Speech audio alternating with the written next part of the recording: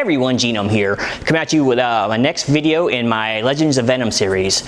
This one's going to be a little bit different. I'm going to be actually taking a look at people who develop an app that's going to bring the power of the knowledge of the expert right to the palm of your hand. That's right. They developed the app called SnakeSnap, and it's basically going to allow you to identify all those things slithering around in your backyard and or garage if you are so unlucky. So I won't talk too long about this. I'll go ahead and let the subject matter experts and the inventors of said app kind of walk you through what it does. And once again, be sure to check out their website. I'll have things like that posted down in the comments below. And just get on the app right now. There's no reason not to. So without further ado, let's go ahead and get to the interview. All right, hey everyone, Genome here, coming at you today to review a brand new and what I find amazing app. It's called SnakeSnap. A good friend of mine, Jack Vicente, who is a semi-legend in the herpetology business, has so graciously kind of turned me on to this up-and-coming kind of upstart little thing they got going on. So I'm going to go ahead and bring to you the two, should I say, instigators, inventors, originators of this app. So let's start out with some basic introductions. If you could just state your name for the audience, please. Jason Compton. Hey, Nick Ryan here. All right, guys. So how did you get started in SnakeSnap? How did you actually come up with the idea? This crazy idea? Yeah. So Nick and I are both from Florida our whole life, and to the fault of our own, did not know anything about snakes. Last summer we were in my swimming pool with the family. My son screamed snake, thought he was crying wolf like he normally does, but there ended up being a little tiny, what I found out was a ringneck snake. I believed it to be harmless, but I had to do research and find out a little bit more about it. So stumbled upon the fact that ringnecks commonly in Florida are found in pools because they get in to have a drink of water and they're too tiny to get out. So that was interesting to me, and I also thought of, well, why could we not just take a picture of the snake and figure out what it was? So went crazy with research and found that we did have a bit of a market, which is everyone. Everybody in my family, friends, everybody's scared to death of a snake. So we started, Nick and I, to look into different markings, certain detection pieces for this snake. And literally 1 year ago, almost to the day, is when this idea came about. All right. So has either one of you ever created an app before? Negative. No. Is either one of you guys a herpetologist or snake enthusiast? Not. We are snake enthusiasts now, but before, yes. Not at all. All right, you started from the ground floor. I mean, basic stuff. You're having to learn the game as you go. So it's been a year. From what I gather, you've already launched on Apple. Is that correct? Yes, a week ago today. So we are out on Apple and Android, and it was a big, exciting day. But so we are live and now taking the ride. So. All right, well, let's talk a little bit about what the app actually does. So can you just give us a basic run through from start to finish of what this app does for the user? Hit the... Well, you come up onto the home screen. What we have here, this is basically the home screen is our backdrop tonight. And what you see here is we have a see, snap, and learn. So education is obviously being our key focus on the app because we feel the fear wall, it all starts with the education and knowing what kind of snake you're going to be looking at. So hopefully you won't even be using the camera function once you use our app and go through everything and educate yourself on what the function is actually doing. So you have the learn function, the snap function, and the see function. The see function is going to look up every snake in the U.S. and give you the characteristics and the habitat and the ranges of where it's located. What they eat. What they eat, what they're good for, why you really want them around your house if you have them. The snap function is going to be the camera function, which the camera function is going to be able to identify what snake you're looking at with the camera function. That's the snap. And then the learn. You want to talk about the learn? It's really the biggest part. It's the education piece. The camera function was the initial idea for people to be able to know immediately. This day and time, seems like people want information yesterday. And whether it's venomous, poisonous, however you want to call it, whether it's dangerous. So we came up and found that each snake got its own different characteristics, whether it's markings on the jaw, certain patterns, colors, the way the eyes are, the way the head is, shaped. So we kind of went crazy with that, and we've created some different features. One's called What's the Difference, where we compare certain snakes that are commonly misidentified. Cottonmouth water moccasin versus a water snake. There are distinct markings that you can tell without being too close. However, they have very similar colors, similar patterns. So a lot of times folks just kill the snake. Well, there are many benefits to certain snakes that keep other venomous snakes out of your yard. They control the rodent population. So we kind of, we focused on that a lot. We also found that a lot of people don't like to read a whole lot about certain subjects. So we wanted to simplify it, make it easy. We have Did You Know facts, where these are not just specific to your area, they're worldwide facts. What's the fastest snake in the US? What's the longest? What's the most venomous? Things of that nature on top of the camera function, and knowing what is in your area, that's where we kind of baked it all together. All right, so you go through venomous and non-venomous species, correct? Oh yeah. So that's an awful lot of data that you have to sift through on your end to get programmed into the app, isn't that correct? Unbelievably amount of data. Hours, hours and hours that we sat down and researched. And the thing we're finding too, it's really like humans. Snakes are what they call integrating. They create new species all the time. There's over 5,000 different species in the world. What I learned very quick, and I thought every single snake in Florida, where we're from, was harmful. There are only 6. What?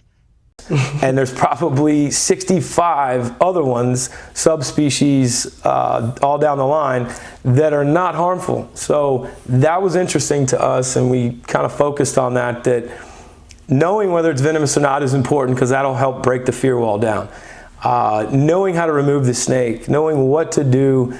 If you just leave it alone, it'll go away. It's going to leave. It's hard for people to realize that. They get in their garage and they panic and take everything out and get the brooms and shovels and golf clubs, you name it. So we want that to go down. We want to preserve the snake population. As Jack has told us, there is a role for these snakes in the economy.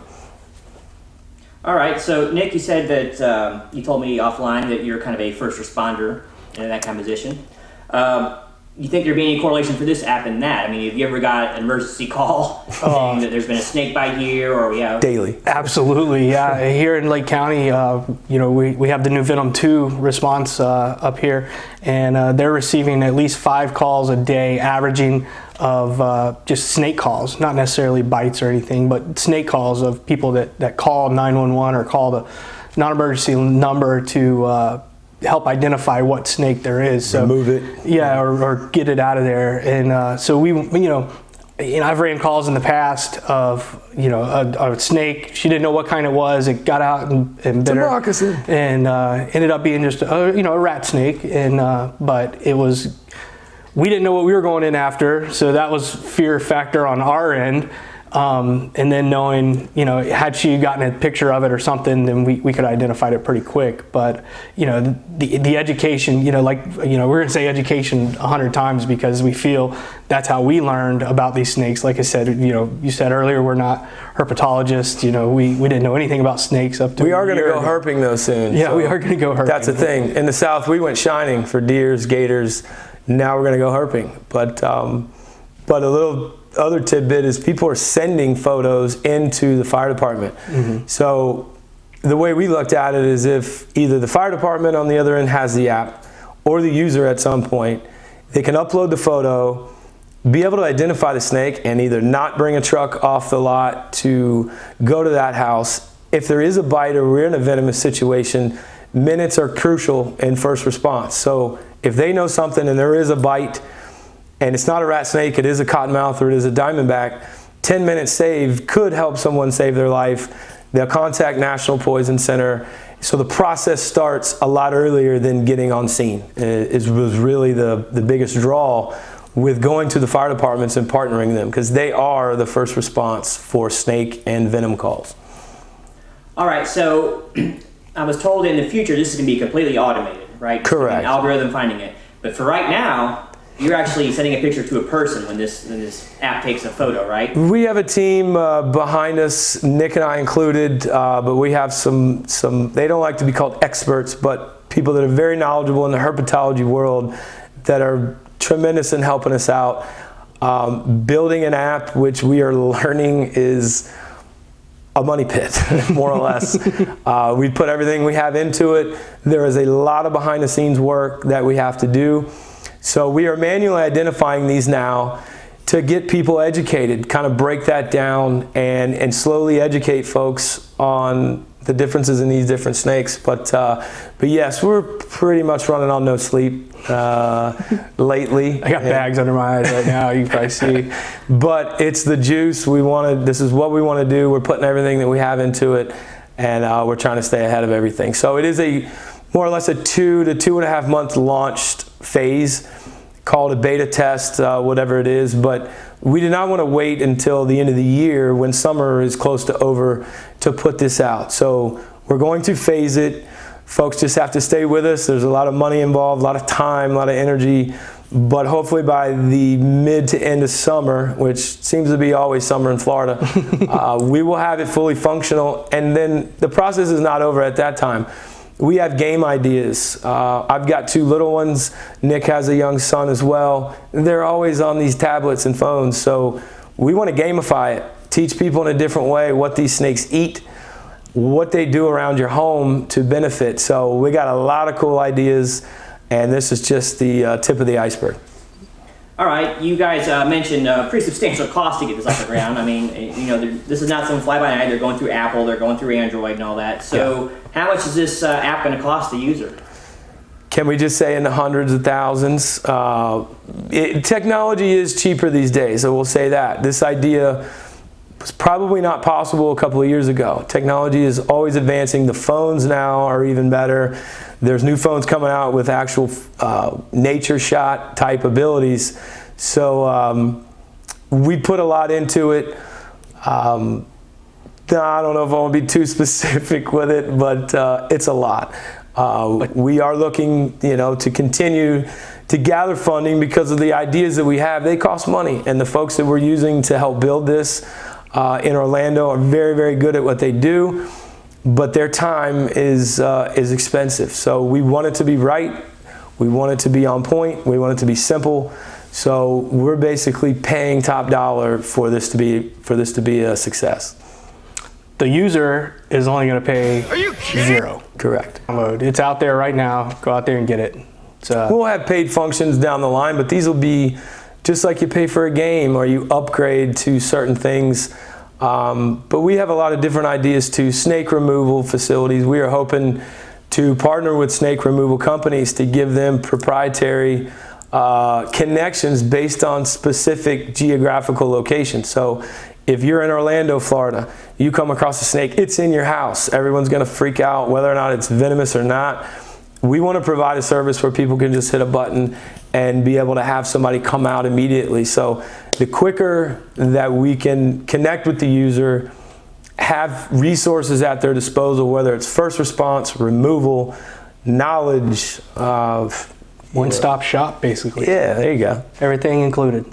So you guys said you didn't have a whole lot of snake knowledge when you got started here. I mean, how much have you learned just over this last year about our reptilian friends here?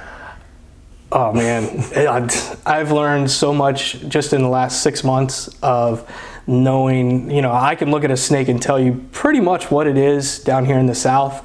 We still got to rely on our experts. Yeah, we got to send our experts a few here and there, but it's amazing what we've taught ourselves and talking to our experts and talking to them and just learning the knowledge of them of what we didn't learn growing up here in Florida, being outdoorsmen. Jason said we used to go shining and looking for gators. We were fishing and hunting, and we just been outside, but we've never really educated ourselves to I could tell you that it's a black racer, or I could tell you that it's a yellow rat snake and a diamondback.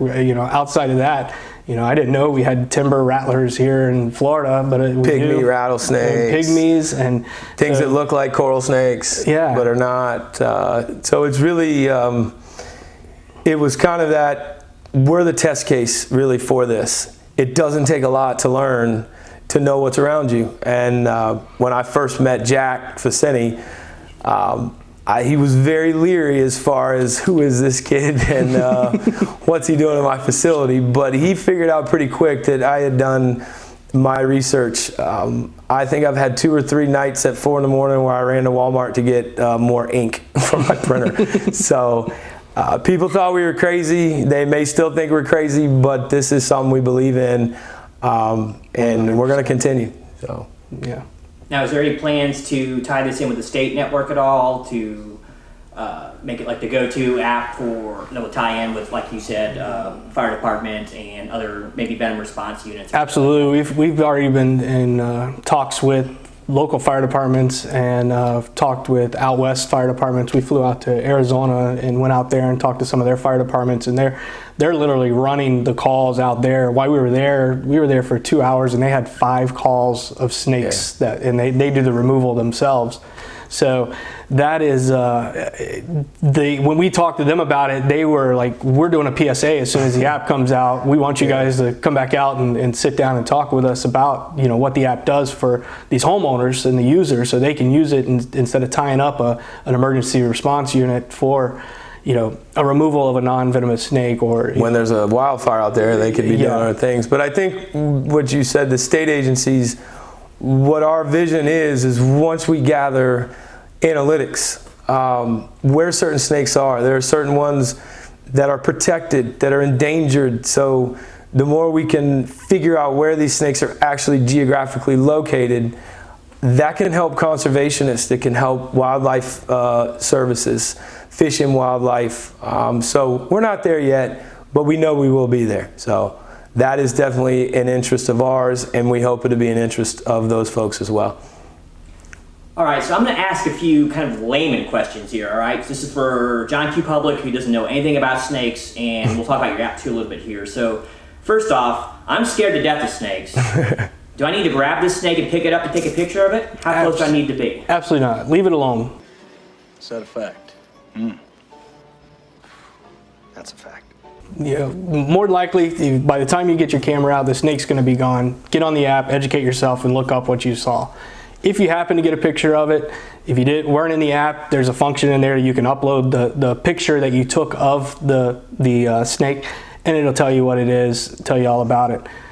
We recommend to stay away from them. Don't mess with them if you don't know anything about them. Good thing is flip phones are not the only phone out these days. So the phones right now, you could be 20 feet away and zoom in and get enough for what we need. So the folks do not have to be right on top of a snake to do that.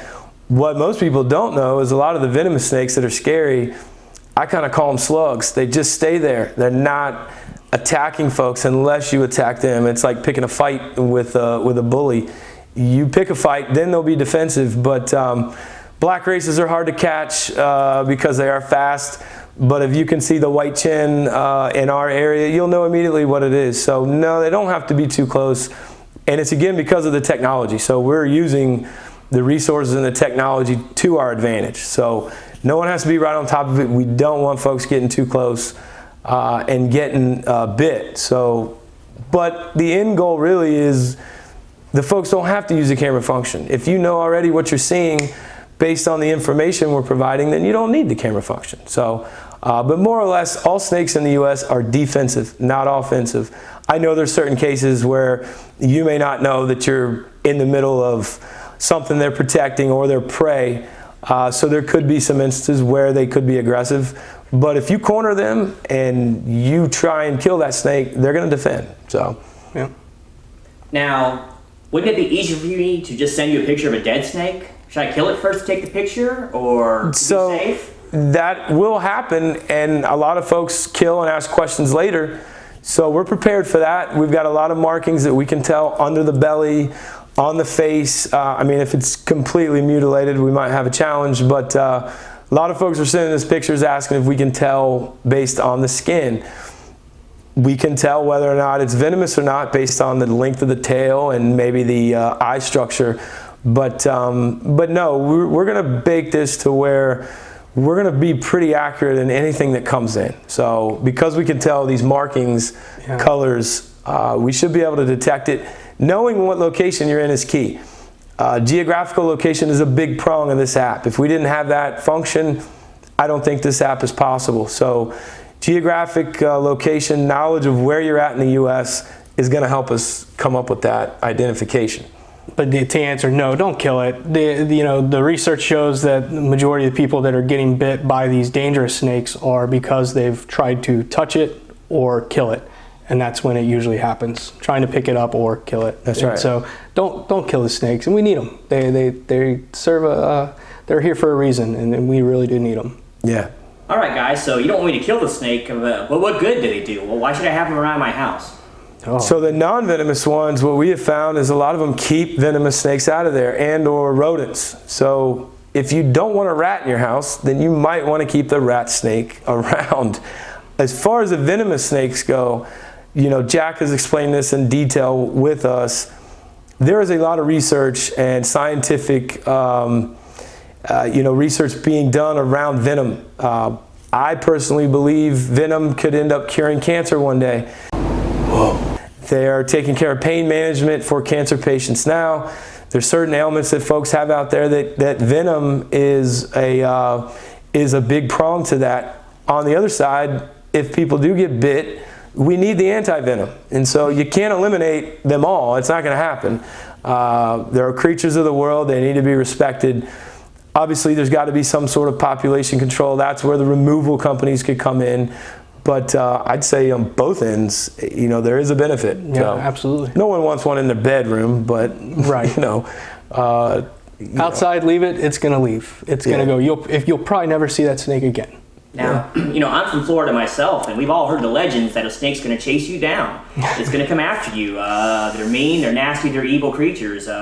In your experience, have many snakes chased you down? I have never been chased by any snakes. Now, I haven't been to Australia yet, or India, or certain countries, and from what I've researched, that could be a possibility over there. Certain cobras may chase you down if you're in their way. But from my research and known knowledge, no, they're not going to chase you down.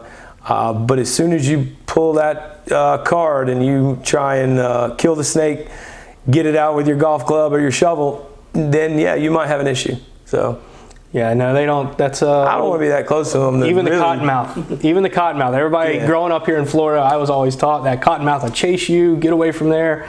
But doing the research and our own knowledge now, we know that's a wives' tale. But some may have those instances. We can't speak for everybody. Right. I've heard stories where they're on the water and they have gotten chased. We're not calling that a fable, but I would say percentage-wise, it's very, very small if it is that case where they're going to attack you. So if the numbers are 99%, that's a pretty big percentage to leave them alone. Those are the odds I'd take every day. Every day of the week, as Cam Brady would say. Well, that'll pretty much wrap up my layman session. So let me just put it out there, guys. Leave the snakes alone. They're not going to bother you. They're not going to chase you down. And like the gentleman here said, that 98% of snake bites basically come from people handling the snake. You should just don't pick it up. If you're not sure, even with the app, just don't approach it. It'll go away on its own and wants nothing to do with you. We're not food.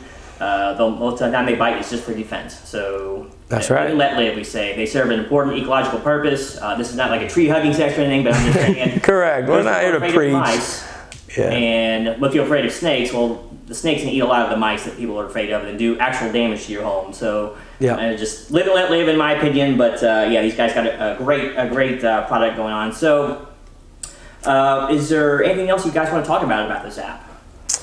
I think we pretty much summed it up. I mean, we could talk for, hours, but I know people don't want to hear us. To make this sound right, I'm not sweating other than the fact that it is pretty hot in here. We've been, used to that in Jack's facility. You got to keep the temperature for snakes, but no, we're excited to do this. We've got a lot of ideas, and they keep coming daily. We want to partner really with the herpetology community. I feel like for many years the message is snakes are bad, and they're not, and we're kind of bringing that message to the public to educate, be aware, and know what's around you, really. Yeah, even the responses that we've already gotten back since we've been responding to these folks that are sending in pictures is that it's great, thank you, I'm glad we decided to let it go, leave it alone. Yeah. You know, great app, can't wait for the rest of the stuff to come out on it. We're going to get naysayers, we already have some, but we're here to do what we can. We're working hard day and night, so we want our product to be the best, and we will strive for that. But of course, in any business, and if anyone's ever done an app, it ain't easy. So we're working hard to make it very, very neat and cool. So. All right, so once again, where can people go to get this app? You can go to your Google Android, Google Play store, download it for your Android user system, or you can go to the iOS Apple Store and download it right on your phones. Yeah, we're going to have some cool site on our website too, www.snakesnap.co. But other than that, you know, we'll just bring it to the people. Social media, Facebook, Sure. Instagram, we're out there. Find us. We post some cool stuff, a lot of educational stuff on our on those right now. Yeah, so we're excited. All right, gentlemen. Well, I appreciate you taking the time to talk with me today. And if you want to find out more, I'll have some links down below in the description. I may run something across the screen for you, but unless you all have anything further, we'll go ahead and let you get back to the irrigation coolness. Yeah, we got to cool this place down. So all right. Once Thanks, again, guys.